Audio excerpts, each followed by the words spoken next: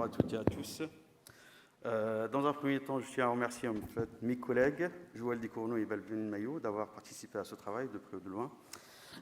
Toujours dans la continuité en fait, de ce qui a été présenté ce matin, on va mettre le doigt en fait, sur les réducteurs de bruit impulsionnel implantés dans les aides auditives. Alors, on a tendance à dire que les bruits impulsionnels, c'est souvent en fait, des bruits qui concernent uniquement le milieu industriel. Je tiens à vous dire que ça concerne aussi notre quotidien, hein, d'accord ? Quand on fait des mesures, par exemple, du bruit d'un éclatement d'un ballon, hein, et on trouve que ça monte à peu près à 138 jusqu'à 141 dBSPL, pic, donc on peut dire que ça représente un vrai danger. Et l'objectif en fait, de ce travail, c'est de voir en fait, ce que les appareils peuvent apporter en fait, pour réduire ou pas ce bruit impulsionnel. On peut parler d'autres exemples, hein, par exemple l'éclatement d'une porte, on est à peu près à 110 dB. Les chasseurs, d'accord, on est à un niveau de 145 dBc et on peut monter jusqu'à 156 dB, c'est en fonction du calibre. Donc voilà, ce bruit impulsionnel, il est très très dangereux et l'objectif en fait ici, c'est de mettre en évidence l'efficacité de ces réducteurs de bruit impulsionnel implantés dans les aides auditives. Alors, pour mettre à l'épreuve en fait ces réducteurs de bruit, on a choisi 3 fabricants, hein, A, B et C. On a effectué un appareillage binaural. On a utilisé la même perte auditive que Joël nous a présentée. On a utilisé les mêmes embouts en silicone et on a mis en place 5 programmes. Alors, on a utilisé la même méthode de pré-réglage NAL-NL2. On a utilisé une directivité omnidirectionnelle. Et ce qui va changer en fait entre les programmes, c'est l'activation ou pas de ces réducteurs de bruit impulsionnel. Par exemple, dans le programme numéro 1, donc le réducteur il est désactivé, mais par contre, on a choisi en fait une limite haute de 2 MPO dans les appareils. Bien sûr, cette limite, il change en fonction des fabricants.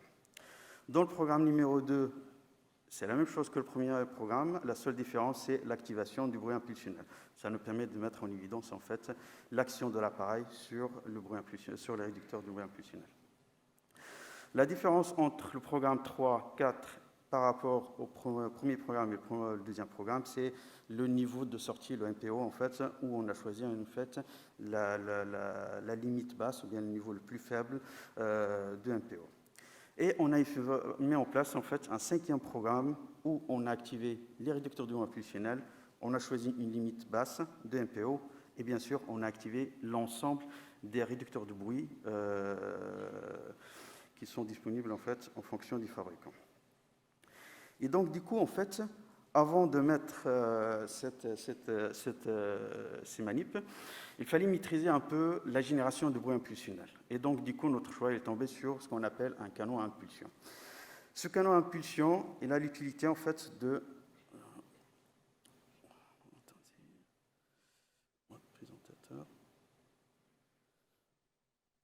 En fait, ce générateur de bruit impulsionnel nous permet d'avoir en fait ici une petite chambre de compression dont on maîtrise en fait la pression qu'on va mettre là-dedans.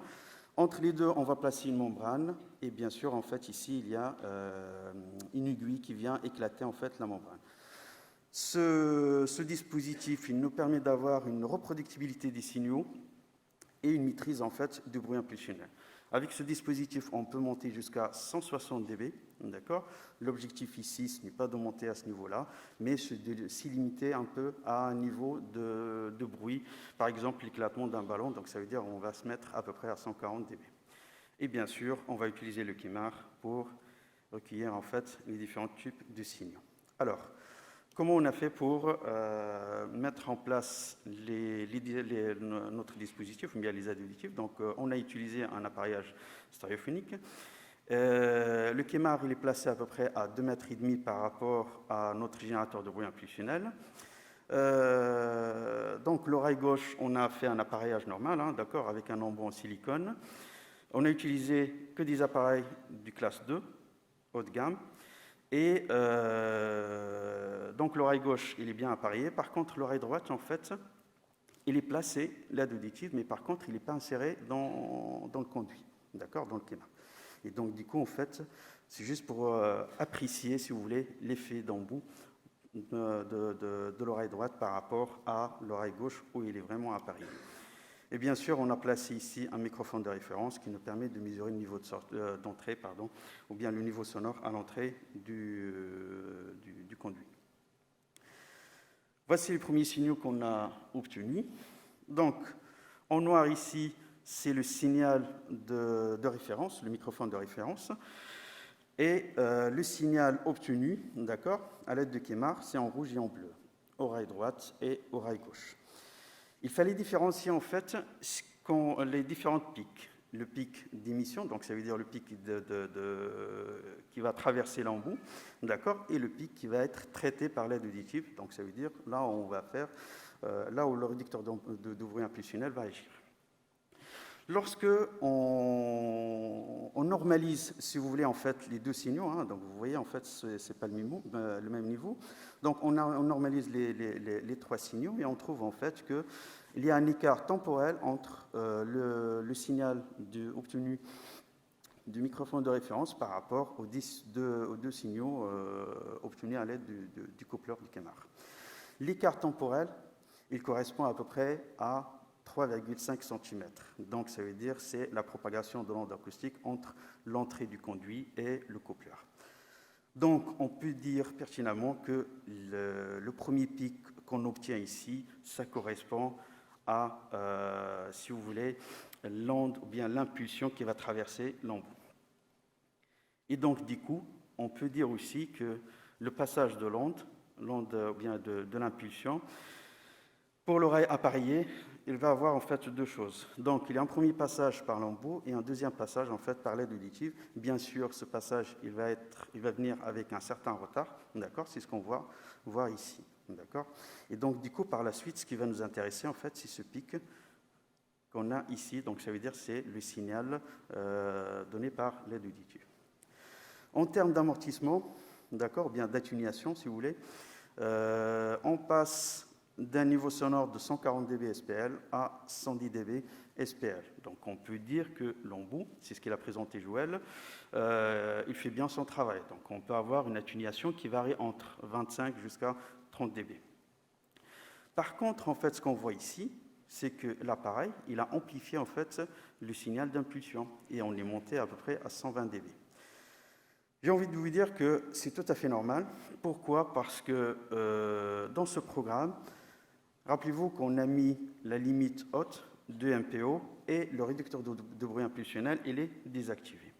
Maintenant, en fait, ce qu'on va faire, c'est qu'on va comparer ces deux signaux, hein, donc ça veut dire l'effet embout et l'appareil, et en fonction des programmes et bien sûr en fonction des fabricants. Pour le premier fabricant, on voit bien en fait le pic, d'accord, amplifié par l'aide auditive. Je tiens à vous signaler en fait que tous les signaux, on les a normalisés par rapport au signal d'émission, hein, donc ça veut dire le signal à travers l'embout. Et donc du coup en fait, on voit ici notre signal d'émission, donc le signal amplifié par l'aide auditive, tandis que lorsqu'on active le réducteur de bruit impulsionnel, ben, on ne le voit plus. Donc ça veut dire en fait pour ce fabricant, le réducteur de bruit impulsionnel, il a bien fait son travail, donc il a réduit en fait ce pic. Tandis que tout ce qui est derrière, hein, le bruit G, donc il l'a amplifié, puisqu'en fait les autres réducteurs de bruit impulsionnel sont désactivés. Pareil pour le deuxième fabricant, lorsqu'on regarde en fait notre pic d'émission, est amplifié à l'aide de ce programme numéro 1, et quand on active notre réducteur de bruit impulsionnel, on peut avoir une atténuation qui varie entre 12 jusqu'à 14 dB sur cette émission. Et lorsqu'on passe au troisième fabricant, on était surpris en fait qu'en activant ou pas le réducteur de bruit impulsionnel, on trouve toujours notre signal d'émission, bien notre impulsion. Maintenant, on a voulu voir aussi pour d'autres programmes. Hein. Donc, on a dit que le programme P1 et P2, la seule différence, c'est le MPO, le réducteur de bruit impulsionnel qui est activé ou désactivé. Par contre, on a choisi une limite haute du MPO. Maintenant, en fait, pour le programme 3 et 4, on a limité le MPO, donc c'est la valeur la plus faible donnée par les fabricants. J'arrive, là, tout fini. Et donc, du coup, lorsque je regarde en fait le 3e et le 4e programme, on voit bien en fait qu'il y a une atténuation qui se confirme pour ce fabricant.